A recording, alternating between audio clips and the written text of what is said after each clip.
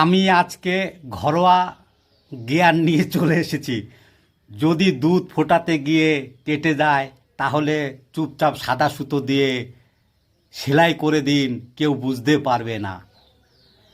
যদি আপনার চুল পড়ার সমস্যা থাকে তাহলে ন্যাড়া হয়ে যান, চুল ঝরার সমস্যা থেকে একদম মুক্তি পাবেন।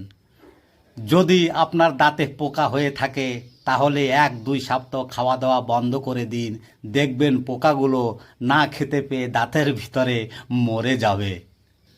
যদি গলার খুবই ব্যথা তাহলে কাউকে দিয়ে গলাটা জোরে জোরে টিপিয়ে নিন, দেখবেন আর কোনো দিনও গলার ব্যথা হবে না।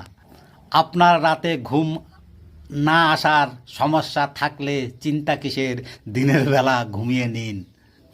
যদি আপনার হাতে খুব ব্যথা হয় তাহলে একটা শক্ত মোটা হাতুড়ি দিয়ে জোরে জোরে পায়ে মারুন, আর বিশ্বাস করুন দেখবেন হাতে ব্যথা ভুলে গেছেন।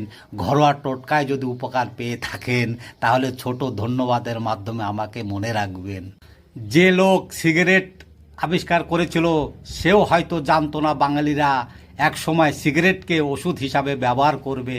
অর্ধেক বাঙালি এটা খায় খাবার হজমের জন্য, বাকি অর্ধেক 2 নাম্বার পায়খানা ক্লিয়ার করার জন্য।